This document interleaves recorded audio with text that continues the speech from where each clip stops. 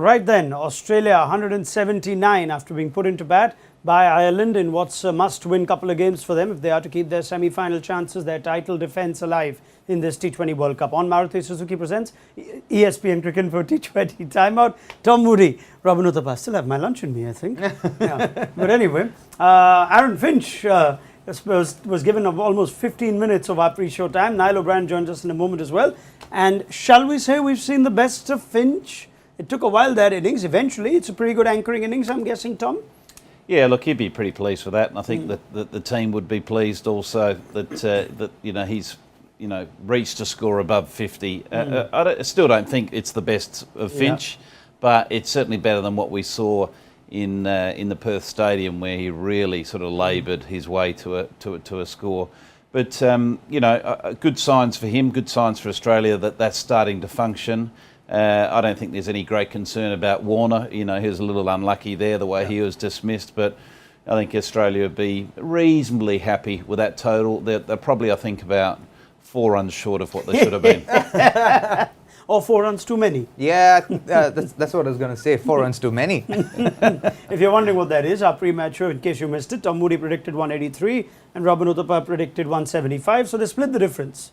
Yes, we do. Yeah. You take that. 179 though, you take that if you're Australia? Yeah, 100%. I think it's a great score on that wicket. I think Stoinis' little cameo there made all the difference. Just the way he came out there and showed a lot of intent with the bat, and I think that just kind of even lifted Finch to kind of step up as well. Gave him the oomph that he needed in that innings. However, he got his 50 in the 15th over, if I'm not wrong. Yeah. He batted a long time. Yeah. There's a period there where if he got out, it would have been one of those innings that, gosh, he's occupied the crease for a long period of time.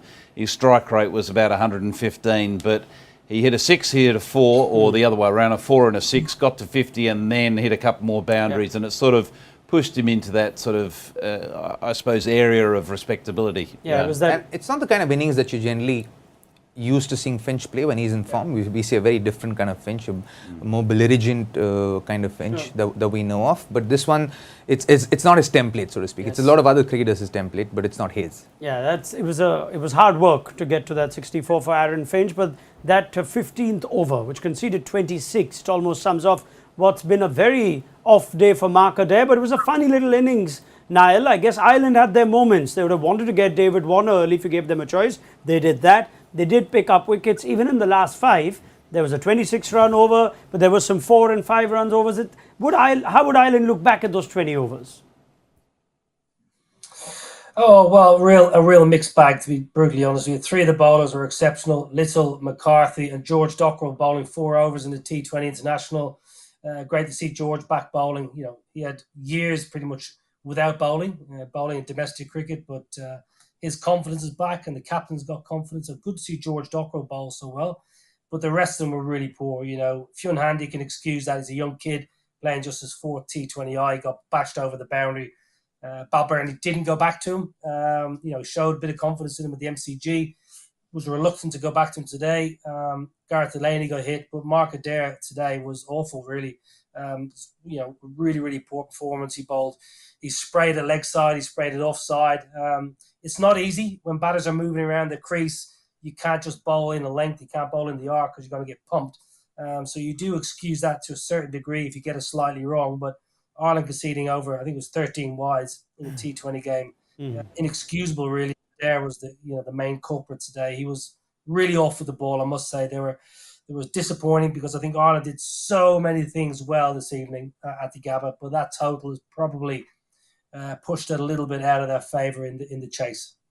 Yeah, this might be one of those slightly frustrating halftime feelings for a coach, I'm guessing, when you've done 50 to 60% of the work right.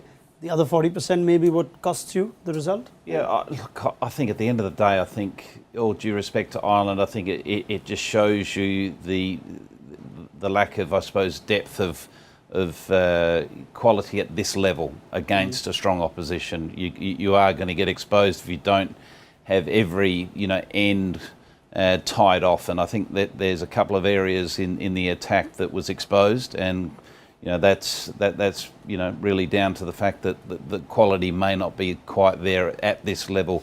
Yes, there was a couple of excellent performances with the ball, and the thing that really stood out for me apart from those efforts with the ball, was just the general fielding and the standard of fielding. I was really impressed with the way that the Irish went about that. I just thought it was a template that a lot of other teams could certainly look at. Just the energy they brought to it and the standard they brought to it.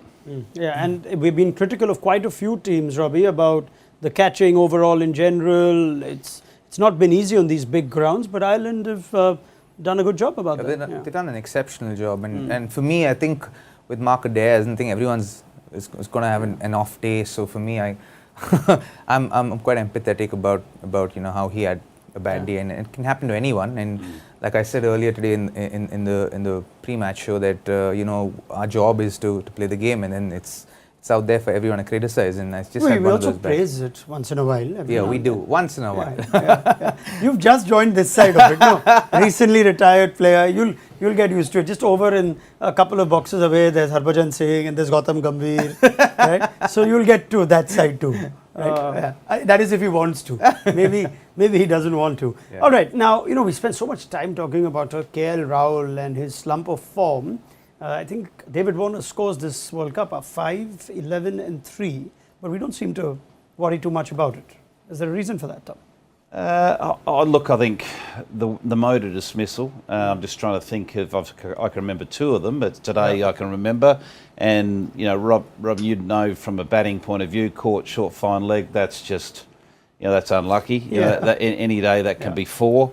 The New Zealand game, the very first game against New Zealand, the Saudi dismissal, it sort of hit every part of his body and then landed on the stumps. Sri Lanka was an exceptional catch at covers where... Yes, then the Sri Lankan one against Tikshana, that could have been either side 4 runs. So, again, there's no big issue there. I think probably the reason there's a little bit more sort of a microscope on KL Rahul is got to do with 1.4 billion people have got their eyes set on him.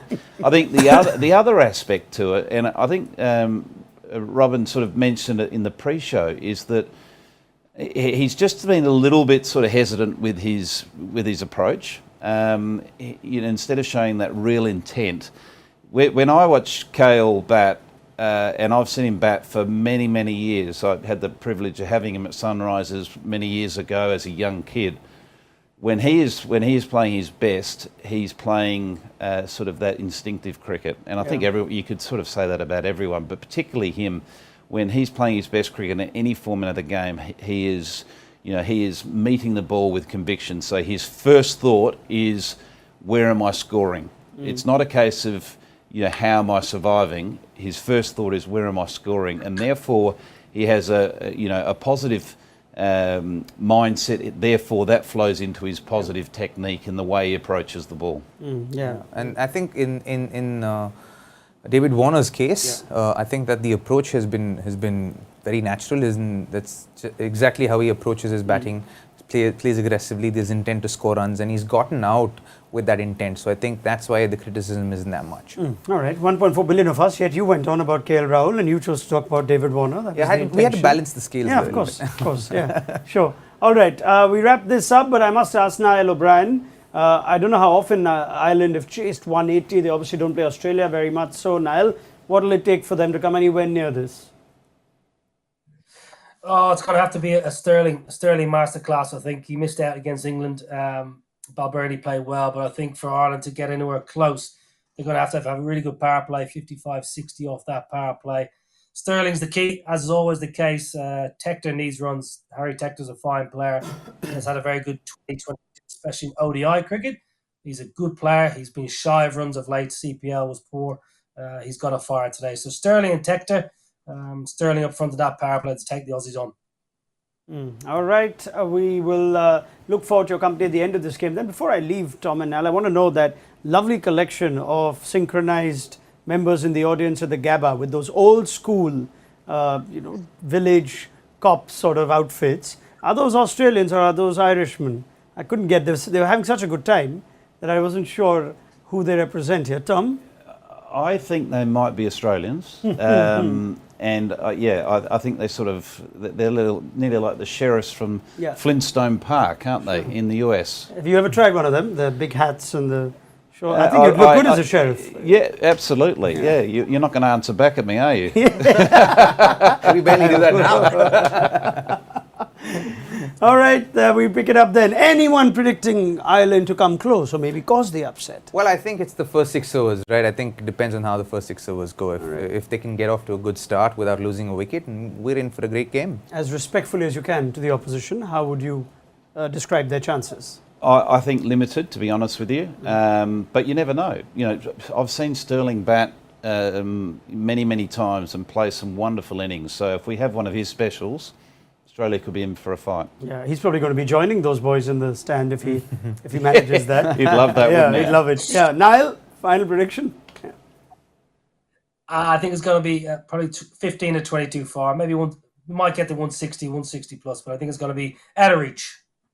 All right, 160 is an admirable chase if Ireland can manage that. It's a strong Australian bowling lineup. Keep an eye on Patrick Cummins as well. The scrutiny will continue on him. Aaron Finch certainly lived up to, or at least responded to all the chat we had on the pre-match shows. Let's see how Pat Cummins goes. Big 2 points for Australia. They're going to try and win this by as much. We remind you of the importance of net run rate in this group. So we'll see how the eventual result is and pick up the chat with Niall O'Brien, Robin Uthappa and Tom Moody on Maruti Suzuki Presents ESPN Cricket Info T20 Timeout. Bye-bye.